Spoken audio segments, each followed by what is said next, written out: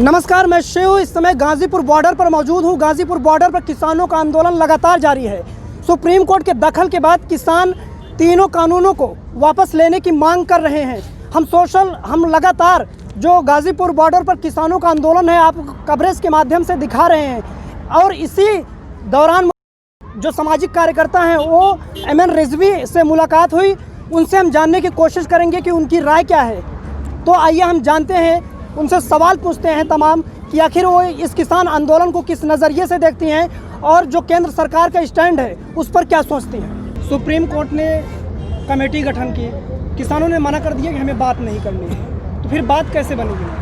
तो बात कैसे बनेगी? ये बिल अगर आप पक्ष में बना रहे थे तो आप किस तरह अपने पक्ष में बनाया? अगर आप मेरी दावत करते हैं तो आप मेन्यू भी मेरा लेंगे ना कि मैं ये वाला खाना खाती हूँ। आपने मेरी दावत करी, मैं वेजिटेरियन और नॉन वेज, आप मुझे परोस रहे हैं और कह रहे हैं मेरी दावत कर रहे हैं। तो जब ये बिल किसानों के पक्ष में नहीं है, साफ नजर आ रहा है हम गुलामी की तरफ जा रहे हैं, हमारी ज़मीन छीन ली जाएगी। और बिल में साफ है कॉन्ट्रैक्ट फार्मिंग, उसका मतलब समझिए आपकी ज़मीनें आपसे छीन कर ये सरकार जो है अंबानी अदानी को दे देगी, अपनी मर्जी से आपकी ज़मीन पर फसल उगाएंगे, अपनी मर्जी से लेंगे। ये वाली बात ये किसान समझ चुका है। और ये लोग कह रहे हैं नहीं बहुत सारे किसान हमारे पक्ष में, तो वो सारे फर्जी किसान हैं जिनको मोदी जी पैसा दे देकर वीडियो बनवा के ट्विटर पर डलवा रहे हैं। मैडम, बीजेपी सांसद है मथुरा से हेमा मालिनी, उन्होंने कहा कि किसान को पता ही नहीं है कि कानून में दिक्कत क्या है, बस कुछ लोगों ने कह दिया है कि प्रदर्शन करो तो शुरू हो गए आंदोलन करना।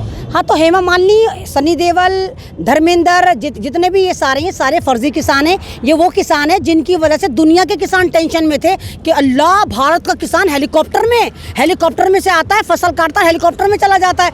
तो अब दुनिया के किसानों ने देखा कि नहीं, भारत का किसान हेमा मालिनी जैसा फर्जी किसान नहीं है। वो ज़मीनी है जो सड़कों पर पड़ा हुआ है, वो ऐसा है जो साल में 10,000 भी नहीं कमा पाता, वो ऐसा है जो भारत को बचाने के लिए, धरती को बचाने के लिए, रोटी को बचाने के लिए सड़कों पर पड़ा हुआ है। हेमा मालिनी फर्जी किसान है, वो सिर्फ एक तरह की मुजरे करने वाली बाइयां हैं जिनको एंटरटेन करने का सामान है, जिनके टिकट हम 300 रुपये में खरीदते हैं और अपना माइंड फ्रेश करके घरों को वापस चले जाते हैं। ये किसान नहीं है, ये सारी की सारी नाचने वाली तवाइफें हैं।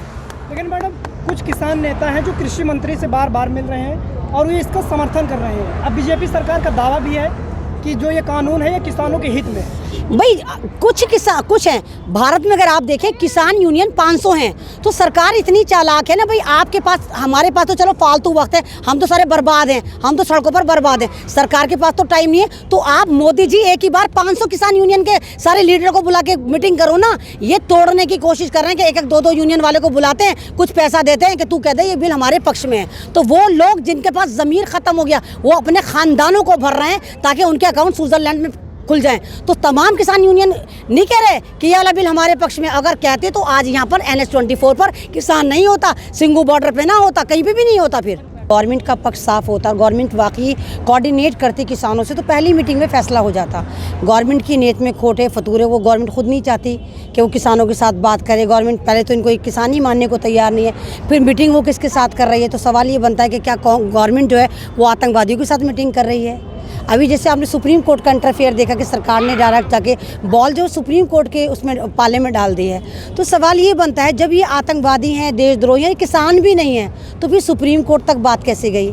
और दूसरा सवाल ये बनता है जब सुप्रीम कोर्ट जो है या तो इधर मामला करती है या उधर मामला करती है, बीच का रास्ता सुप्रीम कोर्ट में नहीं होता। या तो फैसला करती है या फिर अपनी मर्जी लगा देती है कि या तो बिल वो रद्द करती या लागू करती। लेकिन सुप्रीम कोर्ट ने ऐसा नहीं करा। सुप्रीम कोर्ट ने इसको होल्ड पे डाल दिया। होल्ड पे डाला नहीं, ये होल्ड पे डलवाया गया। होल्ड पे डलवाने का मतलब ये ताकि किसान यहाँ से चले जाएं। अब सरकार जो है वो नाकाम हो चुकी है इनको हटाने में।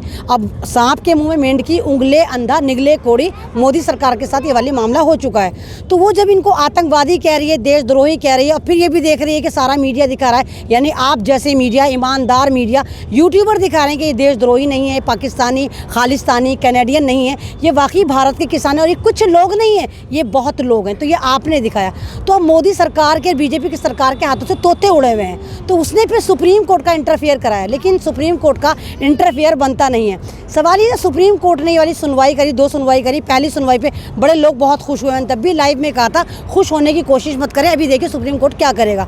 तो सुप्रीम कोर्ट ने ये तो नज़र आया सुप्रीम कोर्ट को ये लोग बुढ़े हैं, बुजुर्ग हैं, बच्चे हैं और पैंडेमिक है, नहीं आना चाहिए। तो सुप्रीम कोर्ट को ये क्यों नहीं नज़र आया, सुप्रीम कोर्ट ने सरकार से ये वाली बात सवाल क्यों नहीं करा कि जब आपने ये वाला बिल लागू करा था, जब आपने बिल लेकर आए थे, तो उस वक्त पूरे भारत में ताले ठुके हुए थे, पूरा भारत बंद था। तो ऐसी आपको कौन सी जल्दी थी? ऐसे किसान कहाँ भागे जा रहे थे, भारत का डेवलपमेंट कहाँ भागा जा रहा था कि आपने जल्दी से आनन फानन वो बिल लाए और लागू कर दिया। लेकिन सुप्रीम कोर्ट ने ये वाली बात नहीं पूछी। सुप्रीम कोर्ट को ये वाली बात भी पूछनी चाहिए थी कि भाई जो एग्रीकल्चर से जितने भी सारे कॉरपोरेट घराने जुड़े हुए हैं, चाहे वो एग्रीकल्चर हो, चाहे फर्टिलाइज़र हो, चाहे सीड फील्ड हो, ये इतने अमीर कैसे बनना है? जबकि भारत का किसान लगातार मरे जा रहा है, खुदकुशी करके मर रहा है, कर्जे में मर रहा है। और भारत के किसान की इस वक्त आय अगर आप देखें पर ईयर 10,000 भी नहीं है बहुत सारे किसानों की। तो सुप्रीम कोर्ट ने ये वाला सवाल भी नहीं पूछा। सुप्रीम कोर्ट ने ये वाला सवाल भी नहीं पूछा सरकार से कि जब आपने ये वाला बिल पास करा तो क्या आपने जहमत गवारा करी किसानों के पास आने की? आपने किसानों से पूछा कि हम तुम्हारे फ़ायदे के लिए बिल लेकर आएँ, हम बनाए ना बनाएं? तो जब हर जगह से किसान गायब था तो फिर ये वाला बिल कैसे पास हुआ? सुप्रीम कोर्ट को ये वाली बात पूछनी चाहिए थी।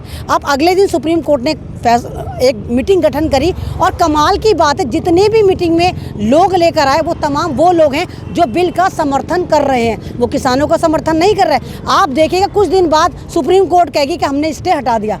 स्टे माने होल्ड, उस पर डाल दिया। सुप्रीम कोर्ट ने इस बिल को कैंसिल नहीं करा और ये सोच रहे हैं कि जब सुप्रीम कोर्ट इस पे स्टे लेगी तो किसान घर वापस चला जाएगा, और जब किसान वापस चला जाएगा तो सुप्रीम कोर्ट कहेगी कि हमने स्टे हटा लिया। मैडम, सुप्रीम कोर्ट को भी हमदर्दी है किसानों को, जब तो सुप्रीम कोर्ट कह रहा है कि जो बूढ़े हैं, जो 100 साल 80 साल के बूढ़े हैं और महिलाएं, इनको घर वापस भेज दिया जाए। सुप्रीम कोर्ट भी किसानों के भलाई तो चाह रहे होंगे।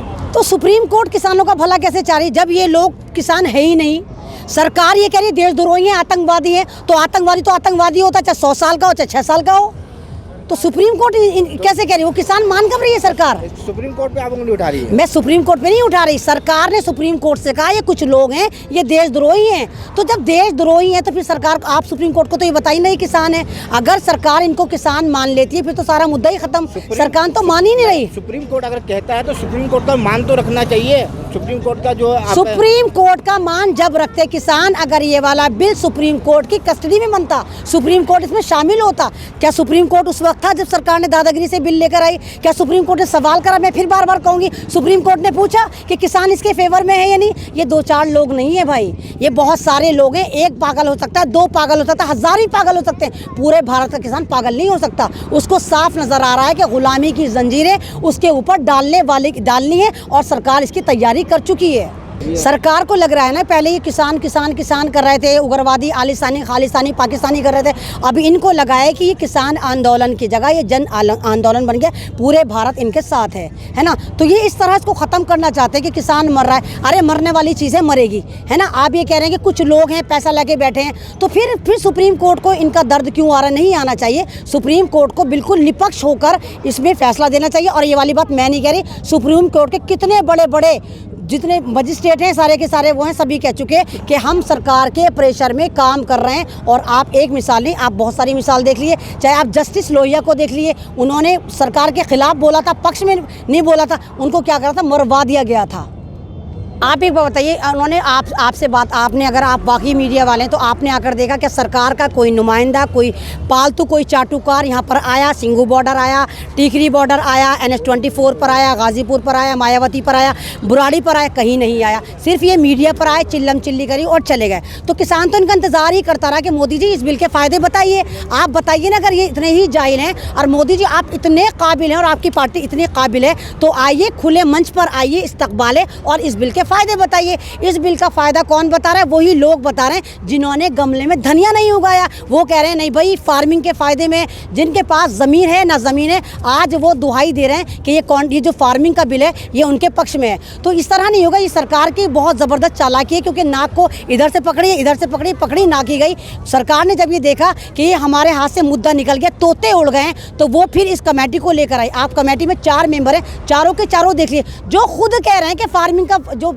ये बिल बनाए ये सपोर्ट में, तो किसानों की बात क्या सुनेंगे? नहीं सुनेंगे। ये सिर्फ बर्बाद करने के लिए, इस मूवमेंट को ख़त्म करने के लिए। लेकिन ये मूवमेंट ख़त्म नहीं होगा। और जब आप मोदी जी कहते हैं कि किसान नहीं है, ये देशद्रोही हैं, तो फिर आइए, सुप्रीम कोर्ट को बीच में क्यों लेकर आ रहे हैं? आप आइए, इनको उठाकर ले जाइए, जेलों में भर दीजिए ना भाई। इतना ही तो कर सकते हैं, क्योंकि पावर भी आपके हाथ में, सत्ता भी आपके हाथ में, मीडिया भी आपके हाथ में, और ड्रामेबाजी भी आपके हाथ में, और सर्टिफिकेट आप देते हैं कि ये देशद्रोही है। जब तक भारत में रहकर आप मुँह नहीं खोलेंगे तो आप भारतीय हैं। जैसे ही आपने जुल्म के खिलाफ आवाज़ उठाई, आप देशद्रोही बनाए दिए जाते हैं। तो इस तरह नहीं होगा कि किसी को खालिस्तानी, किसी को पाकिस्तानी, किसी को कैनेडियन, किसी को चाइनीज़ बना दें। इस तरह नहीं होगा। हम भारतीय थे, भारतीय हैं और भारतीय ही होकर मरेंगे। अपनी नागरिकता पर आंच नहीं आने देंगे मोदी जी। बहुत ड्रामेबाजी हो गई, ये बिल भी वापस जाएगा और ज़्यादा ड्रामे करे तो सरकार भी वापस जाएगी।